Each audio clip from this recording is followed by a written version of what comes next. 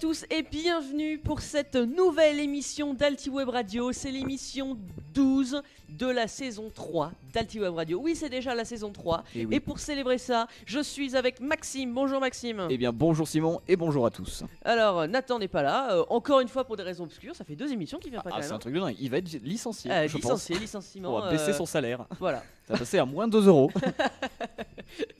Et on a aussi une invitée qui sera dans l'actualité de cette émission, qui s'appelle Camille. Bonjour Camille. Bonjour Simon. Qui nous parlera d'une association AFS. Eh bien on n'en dit pas plus, Voilà. et ce sera retrouvé dans l'actualité d'aujourd'hui. Dans cette émission, vous trouverez évidemment une rubrique actualité. Où sera Camille ? Il y aura aussi un tour de Mazik. Il y aura évidemment une rubrique insolite. Mais tout de suite, c'est les infos. Toute l'actu avec Simon Gouache. Bonjour à tous et bienvenue dans ce Flash Info. Il était menacé de privatisation, voire d'arrêt complet, mais ça y est, il est sauvé. Le train jaune continuera à circuler dans nos montagnes. Faute de budget pour sa rénovation, les rames qui ont plus de 100 ans auraient dû s'arrêter de circuler, mais grâce aux nombreuses actions des associations de défense du Canari, il sera modernisé mais gardera son aspect d'origine. Ça se passera dans les historiques ateliers SNCF de Béziers. Vous pourrez donc toujours admirer sa silhouette jaune et son sifflet si caractéristique dans nos montagnes. On en a parlé la semaine dernière et ça y est, c'est officiel, le nom et l'affiche du nouveau Star Wars ont été dévoilés. Le film des studios Disney et de Lucasfilm, qui sortira en salle le 15 décembre 2017, sera donc Star Wars The Last Jedi ou Le Dernier Jedi en français. Concernant l'affiche, elle reste sobre, mais l'écriture est rouge, ce qui démarque de l'habituel jaune. C'est la fin de ce flash, on se retrouve très prochainement sur Altiweb Radio. A bientôt. Merci Simon pour cette rubrique et cette très bonne nouvelle du train jaune qui ne va pas être privatisé et va rester dans nos montagnes, c'est très très bien. Et on va enchaîner avec la rubrique suivante qui sera donc l'actualité. Et c'est un actualité un petit peu spécial puisque nous avons aujourd'hui un invité. C'est parti. Actualité, votre actu sur tout l'établissement avec Maxime. Bonjour à tous et bienvenue dans ce nouvel actualité. Aujourd'hui on reçoit Camille de première S2. Première S2. Et donc tu vas nous présenter une association, c'est bien ça ? Exactement, l'association AFS. Très bien, et je te laisse faire ta promo. Très bien. Alors, l'association AFS est une association de bénévoles qui n'est malheureusement pas très connue en France. Pourtant, c'est la deuxième plus grosse association de bénévoles en France. Donc c'est international ? Oui. D'accord, et c'est la deuxième plus grande en France. Oui. AFS, qu'est-ce que ça veut dire ? AFS, ça vient de American Field Service. D'accord. C'est pas un nom très très approprié pour moi parce que c'est une association qui fait partir des jeunes principalement à l'étranger. Ouais. Bien sûr, on paye, mais elle est assez différente des associations en général, puisque dans AFS, on a un principe, c'est que si les gens connaissaient mieux les cultures d'autres pays, on aurait moins de problèmes et moins de guerres du coup, parce que les guerres sont souvent liées aux différentes cultures qu'on ne comprend pas forcément et les gens ne s'entendent pas forcément sur certaines choses, ce qui crée les guerres. D'accord, donc c'est une association qui organise des voyages pour les jeunes, pour que les jeunes découvrent d'autres cultures et ainsi améliorer du coup le futur du monde. En quelque sorte, oui. Voilà. C'est le principe, l'idéal de l'association. D'accord. On a découvert, ça a été créé après la Première Guerre mondiale, il me semble. Ah, donc c'est une vieille association. Oui, ça a pas mal d'histoire. Ça, c'est vieux. Ils étaient venus aider et ils se sont rendus compte des différentes cultures, des problèmes. C'est pour ça qu'ils ont créé. Et toi, quel est ton rapport avec AFS ? Alors, moi, je suis déjà partie avec AFS pour 2 mois au Canada, sur un échange. D'ailleurs, je reçois bientôt, là, dans une semaine, ma Canadienne. Ah d'accord, c'est des échanges, c'est des voyages, mais c'est des échanges avec des personnes qui sont dans les autres pays. En fait, ça dépend des programmes. Il y a plusieurs programmes. Les échanges sont assez rares. Je crois qu'il n'y a que le Canada. Ah oui, d'accord. C'est que sur 2 mois ou 3 mois. Il y a différentes formules, ok. Voilà. Peut-être l'Allemagne, mais je ne suis pas sûre.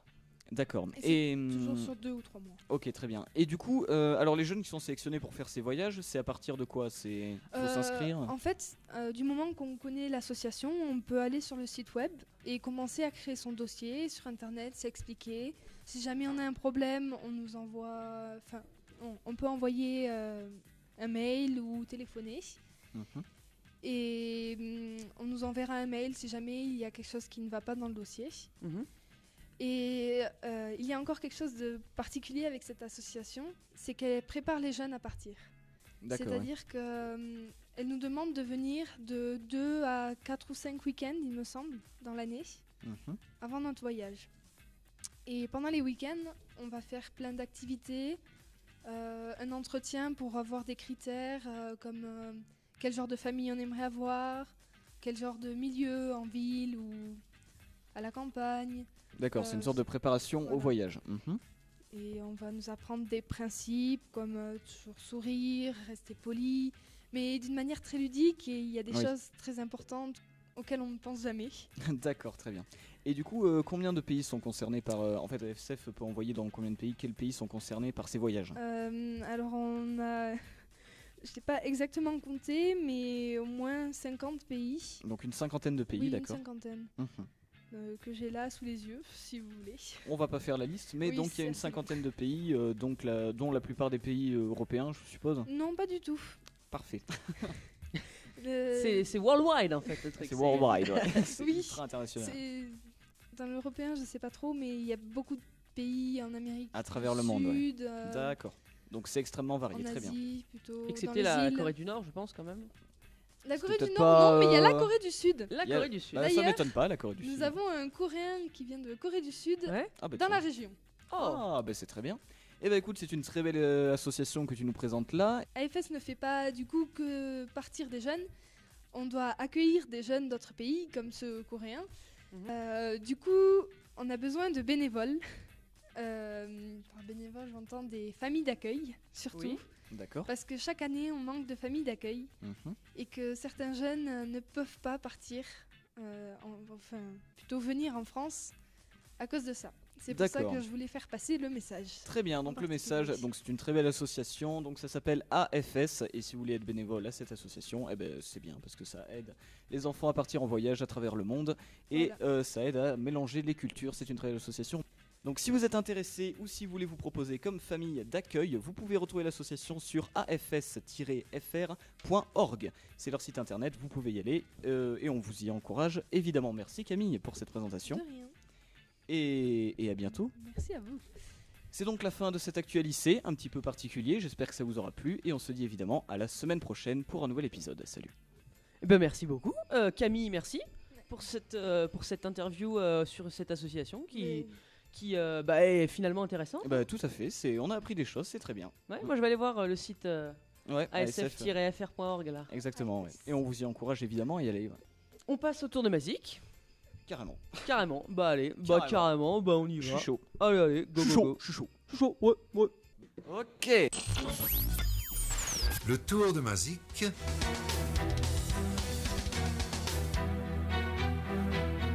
Présenté par Maxime.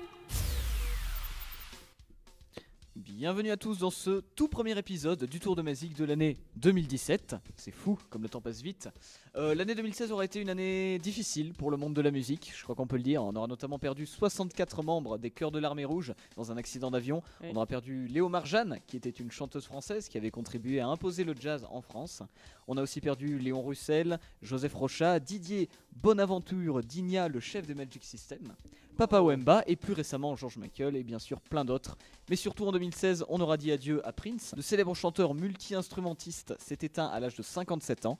L'artiste était connu pour ses tubes, dont bien sûr le plus connu, c'est Purple Rain. Purple Rain.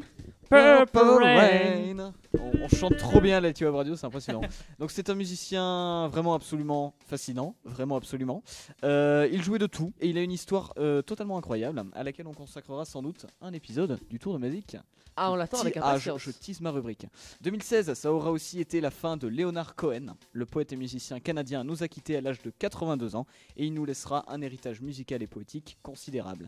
Et enfin, début 2016, on a perdu David Bowie, le célèbre chanteur et musicien de génie aux multiples facettes, nous a quittés en laissant derrière lui un album testament sublime, ainsi que toute sa gigantesque œuvre musicale, dont on reparlera évidemment dans un autre épisode du Tour de Musique. Il faut que j'arrête de promettre des épisodes comme ça, je vais plus m'en sortir. C'est la fin de cette rubrique mortuaire, on se retrouve évidemment la semaine prochaine. C'est ça.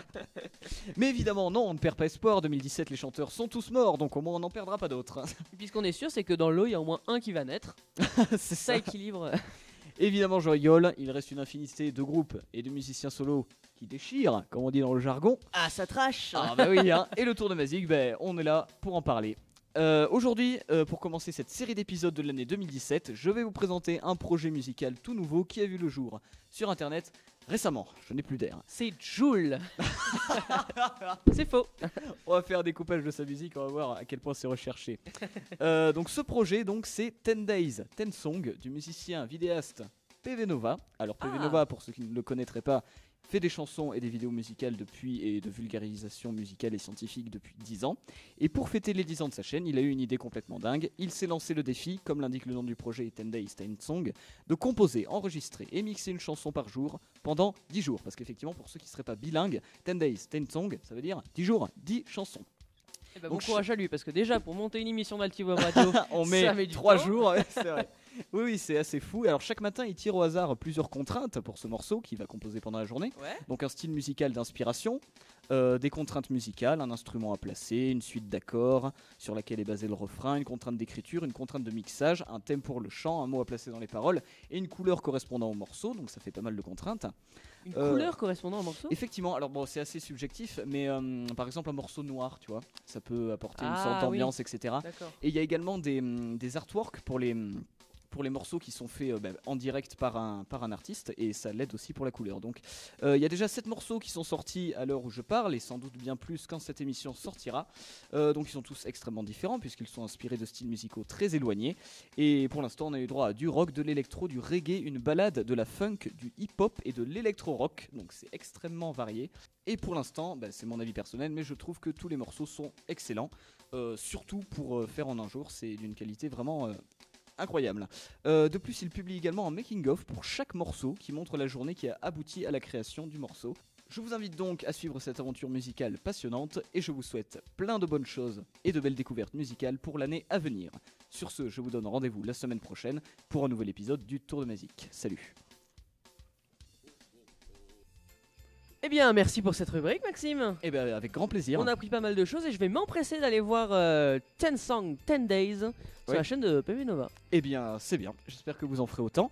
Et on va passer à la rubrique des infos insolites présentée par Simon. Absolument. Les news insolites de Simon. Rebonjour à tous et bienvenue dans ces news insolites. Elles servent à rien, mais on les aime bien. C'est le nouveau petit slogan que j'ai trouvé à cette rubrique. Et on est fier. Ah bah évidemment que j'en suis fier. Tout ce qui vient de moi ne peut être qu'exceptionnel. Ah donc mais oui, forcément. on n'en doute pas, on n'en doute pas. Et aujourd'hui, j'ai trouvé une info incroyable sur l'iPhone. Ah. Est-ce que tu connais le Juste Prix, le jeu Le Juste Prix à la télé ? Oui, oui. Tu vas comprendre le rapport. Mm-hmm. On va y jouer. À ton avis, combien coûte un iPhone 7 au Venezuela ? Un iPhone 7 au Un Venezuela. iPhone 7, Un iPhone oui. 7 au Venezuela. Eh bien, je pense qu'au Venezuela, un iPhone, ça doit coûter, ça doit être peut-être un peu moins cher qu'en France. Donc, C'est beaucoup plus. c'est beaucoup plus qu'en France. En France, c'est combien ? En France, je crois qu'on est aux alentours de 1000 €. Ah, bah là, on va dire 2000. C'est plus. Non, c'est pas vrai. C'est plus. 3000. C'est plus. 10 000. C'est plus. Mais non, c'est une blague. Non, c'est pas possible. 100 c'est 000. plus. 100 000. C'est un peu moins. 50 000. C'est plus. 60 000. C'est plus. 70 000. C'est plus. 80 000. C'est plus. 90 000. C'est presque ça. Quatre- Au Venezuela, un iPhone 7 coûte 97 813,82 $. Oh là là. Finalement, c'est pas beaucoup plus cher qu'en France. Non, ça va, on peut se le permettre. Avec toute une vie de salaire, peut-être. Et en fait, c'est dû à la monnaie vénézuélienne Oui. qui est très très basse. Elle est très très basse, ouais. Et du coup, ce qui fait des prix exorbitants. Ça fait des prix exorbitants. Dans le même pays, l'iPhone 6, quand il est sorti, coûtait déjà 42 000 €. Oh là là. Donc voilà. C'est impressionnant. Hein. Ensuite, j'ai une autre info. Après l'iPhone, on revient en France. Des fois, on se dit, ce mec est débile, ce mec est stupide. Mais là, j'ai un gars qui est hors compétition. Ça se passe en Moselle. C'est un jeune homme qui a été flashé à plus de 200 km/h sur l'autoroute. Bon, alors jusque-là, rien de particulier, excepté sa vitesse. Hein. Sa grande vitesse, ouais. Sa très grande vitesse. Mhm. Mais le problème, c'est qu'il revenait juste d'un stage de récupération de points. Ah, pas mal. Et pas devinez mal. quoi, il a plus de permis. Forcément. Merci, ouin ouin. Eh bien, on le félicite. Félicitations. Voilà, c'est déjà la fin de cette rubrique insolite. On se retrouve très très prochainement sur Altiweb Web Radio. À très bientôt. Merci beaucoup Simon pour cette rubrique tout à fait sympathique, comme Oh. d'habitude. Et oui. Et merci à tous d'avoir suivi cette émission. On va se dire évidemment à la semaine prochaine pour un nouvel épisode, une nouvelle émission, peut-être avec Nathan qui sera sorti On de son l'espère en antre. tout cas. Ouais. On sait pas, on verra. Et dans tous les cas, on vous dit à la semaine prochaine. Ah non, on vous dit À à la la semaine semaine prochaine. prochaine. Retrouvez toute l'équipe d'Altiweb Radio sur le site du lycée de Formeux. Et restez connectés avec nous sur Twitter @Altiweb Radio et par mail sur radioweb2020@gmail.com.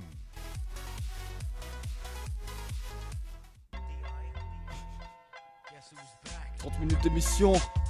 RP766. Altiweb Radio. Hey, W-R-R-W-A. Oh, c'est fini. Ça C'était violent comme chute. Ce stop, mon gars. Magnifique.